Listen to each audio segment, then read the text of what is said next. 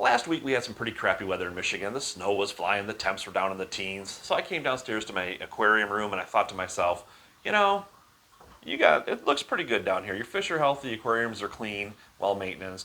And then I just thought, why don't you go through this aquarium closet you have over here and just kind of inventory the things that you've accumulated in the hobby over the years. So I did that. In doing so, I came across this Aquatop CF500UV Canister Filter, and I remember when I put it in there that it was in need of repair. So I took advantage of the time. I ordered the parts on Amazon. Parts came today. So I'm going to walk through rehabbing this canister filter, getting it back in working order, so you can see just how simple it is to rehab one of these filters. If you need something, you just simply order the part and you put it all together, and it's very, very basic inside here. Anyway, we're going to rehab this one. I'm going to walk you through it. Now, I haven't looked in this yet, so hopefully it's not gross. Oh, no, I must have cleaned it before I put it away. Good. So inside these canister filters, it's just a series of trays. So this is your cover, and then you have 1, 2, 3, 4 trays. And this is it. That's your canister. This is your media trays. There's 4 of them here. This is what you put your mechanical filtration in, or your biological filtration goes in here. You can arrange it any way you want it. This sits inside of the canister. This UV sterilizer goes inside of this housing. It clicks down inside of there. You put the housing back on, keeps it dry. Then you have an impeller that goes in here, sits here like this. You have an impeller cover that goes there. And then you have this O-ring, or this gasket, that goes along this lip right here. And if I remember correctly, this one was leaking. So that's okay. I bought another one. Let me see if I can get this housing off here without breaking it. It's been on there for a little while. Let's see, I believe it goes, it looks like it's already there.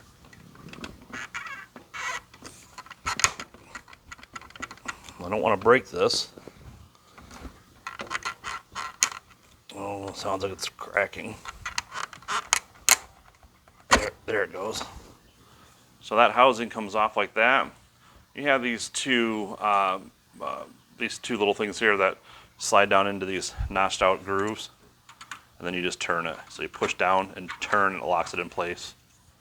So interesting. I wonder if this light bulb works. Let's try it.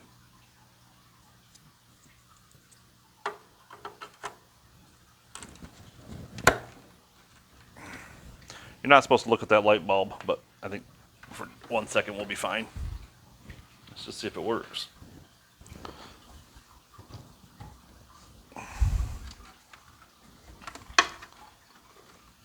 All right, I'm going to turn the power on here. Oh, yep. It works.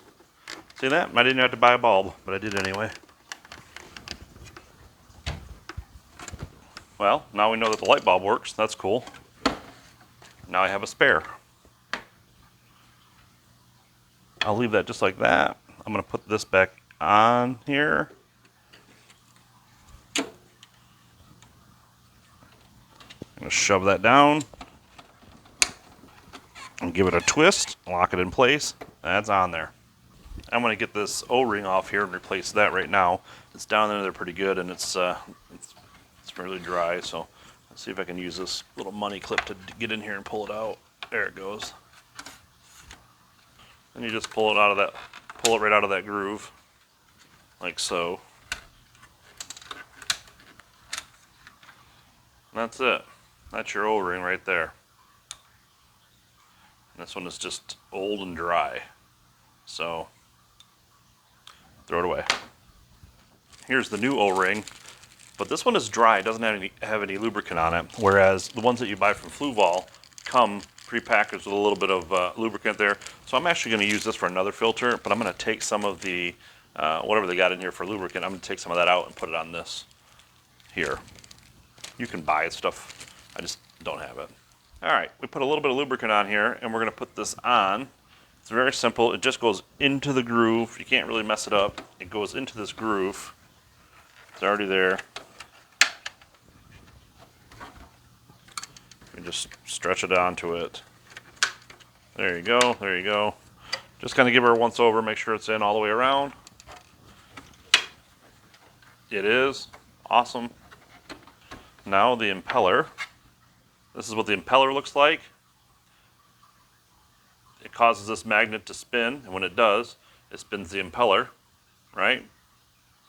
And that's this little thing is what gives you all of that flow. And when you see these things in action, I mean, they're pumping like 500 some gallons an hour, I think is what comes out of these. So yeah, it's just that little impeller that does it. And that drops right down in here. You see it's got a magnet in there. Once the impeller is in, you put the impeller cover on, and it goes like this. It's got these little notches, and they slide into these grooves right here. So you push it down in there, and that's it. So that's in. There's your impeller. So we've got our light, we've got our impeller, we've got a new gasket. Sure, somebody might be thinking, okay, great, now what goes inside of these trays? I'll show you.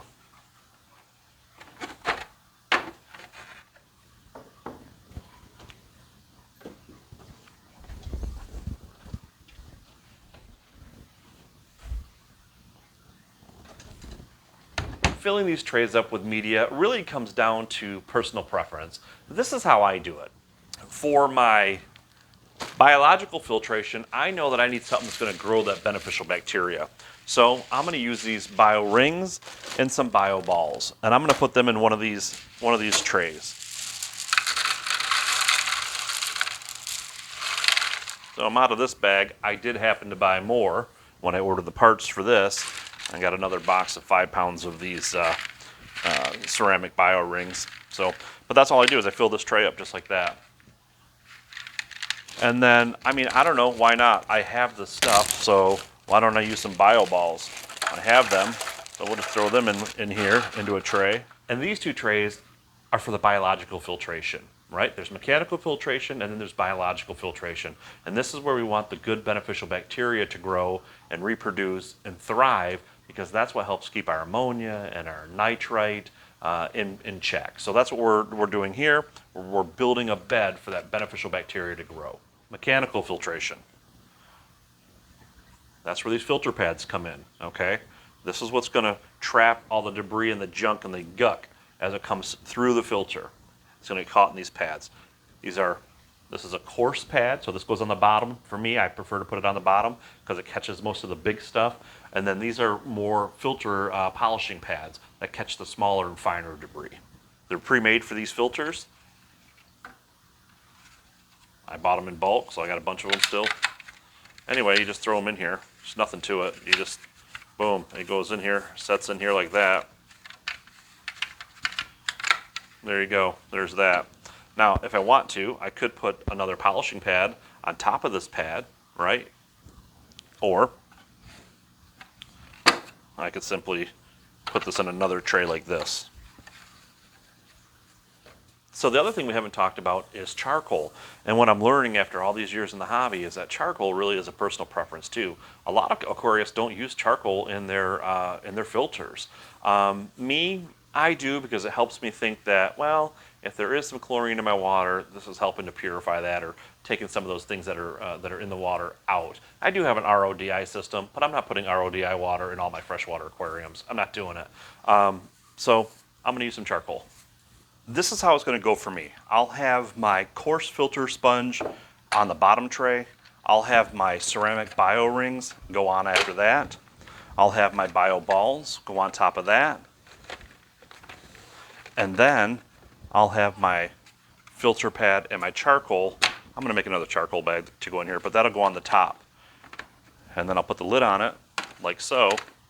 And then it goes inside of this canister. But I want to make sure I'm putting it in the right way, because remember that light bulb has to slide down through there, like so, right? And then, yes, so this is the right way.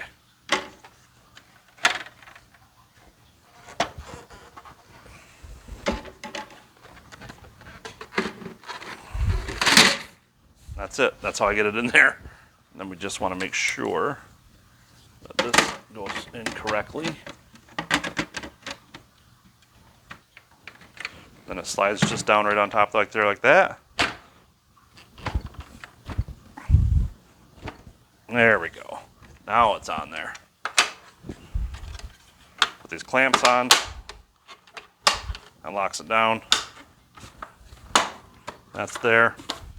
That's it. That's the inside of the canister filter. It really is that simple. The next thing that I have to do is I have to put the controller on here, and then I've got my tubing for my return and my intake. But I'm not going to do that until I'm ready to actually put this on an aquarium, and I don't actually need it right now, so it's going to go back in the closet, but it is ready to go. So when I do need it, I'll be in great shape. I can just get it out, hook it up to the aquarium, and roll with it. So I want to leave you with this parting thought. This brand of aquarium canister filter, SunSun, Polar Aurora, Aquatop, I know some people are brand loyal, kind of like they are in the auto industry, right? I live in the Motor City. Ford Motor Company World Headquarters is right down the street from me. So here's the thing. You know, people are brand loyal. Chevy's better than a Ford, or Ford's better than a Chevy, or a Chrysler, whatever. And people feel the same way about aquarium filters. I run other Fluval filters in my systems too. I like Fluval. They're a little bit more expensive for sure. And then I found these several years ago. And for the price point, let's call it around $100, right? You can get them a little less, you can get them a little more, but let's call it $100. You're getting the best value canister filter that's on the market, in my opinion. People say they don't last, people say they don't do this, they're not grounded properly, they're not so on and so forth. Here's what I can tell you. From real user experience, I'm not a paid spokesman. I'm not getting anything from this video whatsoever other than if you could give me a thumbs up, I'd certainly appreciate that because that helps the channel grow. But at the end of the day, it's a good value canister filter. They're running on all my aquariums back here, and I just haven't had any problems other than the regular maintenance stuff that we have to do to them. So anyway, I hope you found this video helpful, and I look forward to seeing you in our next video.